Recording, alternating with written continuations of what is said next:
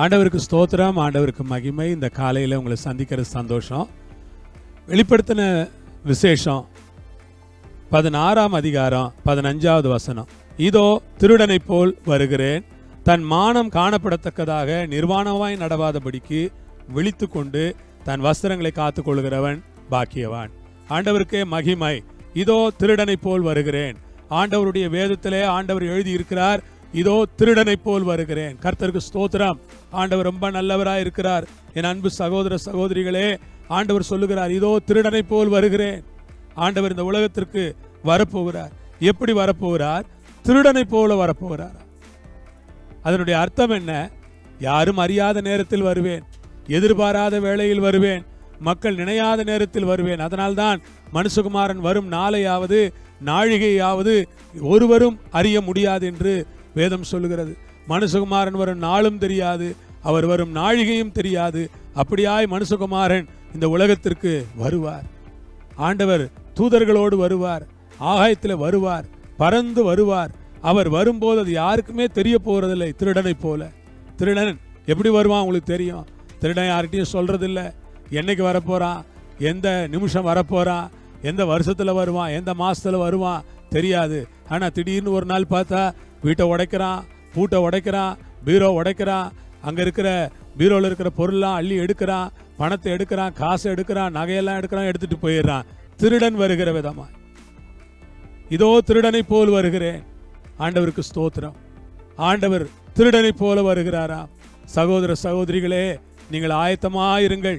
அவர் வரும்போது தன் மானம் காணப்படத்தக்கதாக நிர்வாணமாய் நடவாதபடிக்கு விழித்து கொண்டு.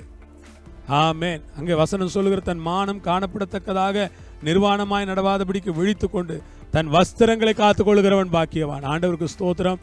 தன் வஸ்திரங்களை காத்துக் கொள்கிறவன். இந்த மனிதன் யார் என்றால், தன் வஸ்திரங்களை காத்துக் கொள்ளுகிற ஒரு மனிதன். கர்த்தருக்கு ஸ்தோத்திரம். தன் வஸ்திரங்களை காத்துக் கொள்ளுகிற இந்த மனிதனுக்காக ஆண்டவரை நான் துதிக்கிறேன். என்னை கேட்கிற தேவனுடைய பிள்ளைகளே, வஸ்திரங்களை காத்துக் கொள்வீர்களா? வஸ்திரங்களை காத்துக் கொள்வீர்களா? கரைபடா வஸ்திரங்களோடு வாழுங்கள். கரைபடா ஜீவியம் செய்யுங்கள்.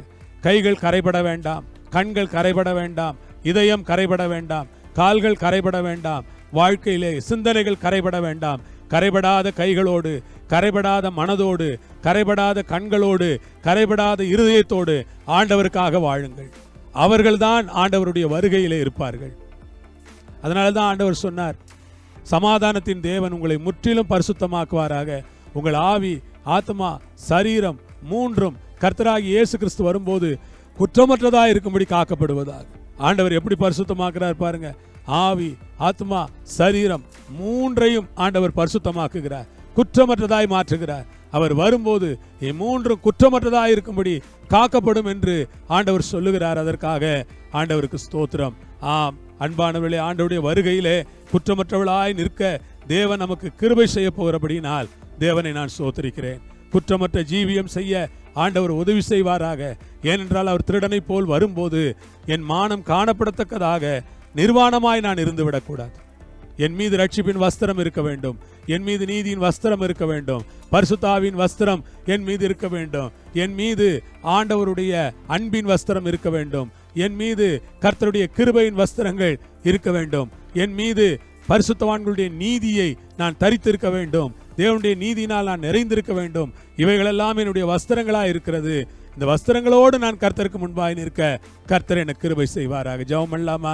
பிதாவே, உமக்கு ஸ்தோத்திரம். நீர் வரும்போது நாங்கள் ஆண்டவரே, எங்கள் மானம் காணப்படத்தக்கதாக நிர்வாணமாய் நடக்கிறவர்களாய் அல்ல, எல்லா வஸ்திரங்களால் மூடப்பட்டவர்களாய், முழுமையாய் பரிசுத்தமாக்கப்பட்டவர்களாய் ஆண்டவருடைய வருகையில் நிற்பதற்கு எங்களுக்கு கிருபை செய்யுங்க. சாட்சியா வைங்க. வருகைக்கு ஆயத்தப்படுத்துங்க. இயேசுவின் நாமத்தில் பிதாவே, ஆமேன். ஆண்டவர் உங்களோடு இருப்பார், உங்களை ஆசீர்வதிப்பார். சமாதானமாய் இருங்கள். ஆமேன், ஆமேன்.